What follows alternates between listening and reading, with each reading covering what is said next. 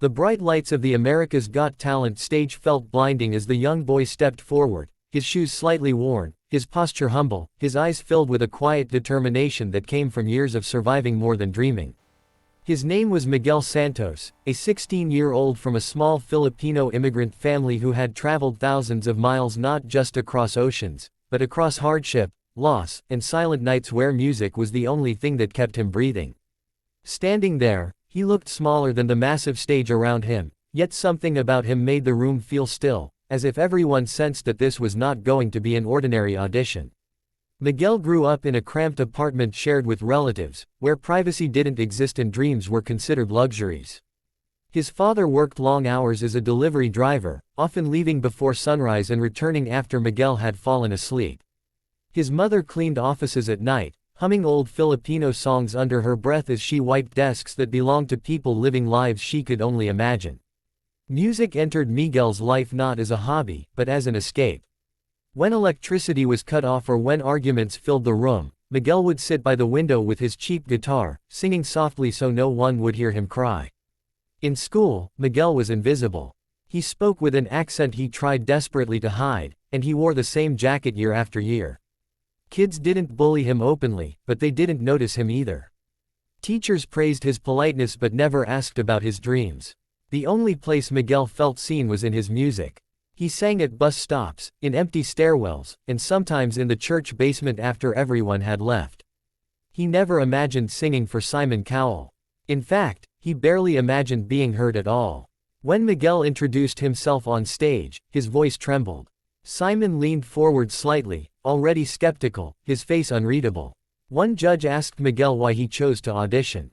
Miguel paused, swallowing hard, and said he wanted to sing for his parents, who had given up everything so he could have a future. He said he wanted to prove that sacrifices were not wasted. The audience clapped politely, but no one expected what came next. Miguel explained that the song he chose was not popular or flashy. It was deeply personal. It was a song he wrote himself during the hardest year of his life, the year his father was injured in an accident and couldn't work for months.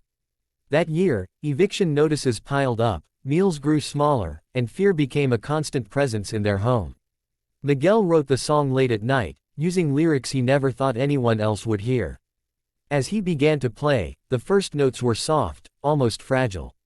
His voice entered gently, imperfect but honest.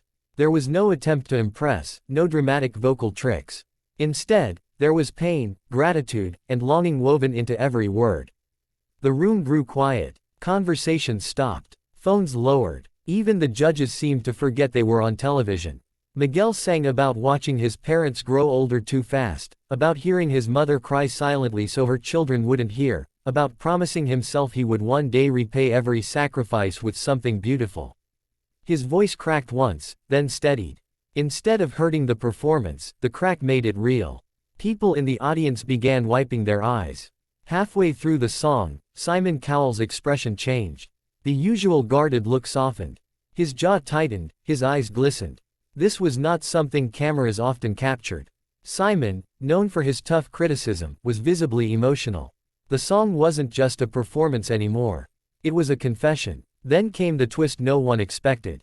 Miguel stopped playing for a brief moment, took a breath, and continued singing a verse in Tagalog, his native language. The lyrics were about home, about belonging, about never forgetting who you are even when the world tries to make you smaller. For many in the audience who didn't understand the words, the emotion still translated. It felt like a prayer. As the final note faded, there was silence. Not the awkward kind, but the heavy kind that follows something meaningful.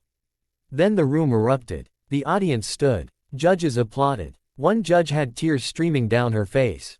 Simon looked down, wiping his eyes, clearly trying to compose himself. Simon spoke first. He paused longer than usual, searching for words. He admitted that he rarely got emotional during auditions, but Miguel's performance reminded him why music mattered in the first place. He said it wasn't about perfection, but about truth, and Miguel had delivered something honest and unforgettable. For the first time that night, Simon's voice wavered. Another judge asked Miguel how he felt. Miguel smiled shyly and said he felt lighter, like he had finally let something out that he'd been carrying for years. He thanked his parents, who were watching backstage, crying and holding each other. Cameras showed his mother covering her mouth in disbelief, his father nodding repeatedly, pride shining through exhaustion. But the biggest twist came when Simon asked Miguel a simple question. He asked what Miguel would do if he won. Miguel answered without hesitation. He said he would help his parents rest. He said he wanted to make sure they never had to choose between rent and food again. The room fell silent once more. Simon stood up. The audience gasped. Then, in a moment that would be replayed millions of times online, Simon pressed the golden buzzer. Golden confetti rained down as Miguel froze, unable to process what was happening. His hands shook, his eyes widened, and then he broke down, covering his face as tears streamed through his fingers. The judges rushed to the stage. Simon hugged Miguel, whispering something the microphones didn't catch. Miguel later revealed Simon told him, "Never stop telling your story." It was a moment that felt bigger than a TV show. It felt like a life-changing instant, captured forever. Backstage, Miguel reunited with his parents. His mother sobbed openly, apologizing for the struggles they endured. Miguel held her and told her she never needed to apologize. That night, their lives changed, but not because of fame. It changed because Miguel was finally seen. In the weeks that followed, Miguel's audition went viral. Millions watched, shared, and commented. People from around the world saw themselves in his story. Immigrants, struggling families, dreamers who felt invisible. His song became an anthem of quiet resilience. During the live shows, Miguel continued to perform with the same humility. He never forgot where he came from. Interviews revealed that he still took the bus, still helped his siblings with homework, still sang in the apartment where his journey began.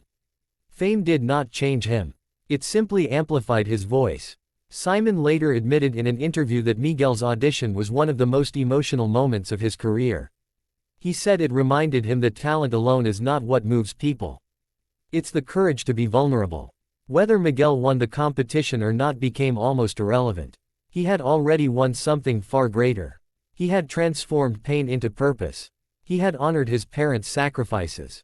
He had reminded millions that behind every quiet face is a story waiting to be heard. As the season ended, Miguel stood on stage once more, looking out at the audience, no longer invisible, but still humble. He smiled, guitar in hand, ready to keep telling his story through music, one song at a time. And now, as you finish watching this incredible journey, we want to hear from you. From which part of the country are you watching this video?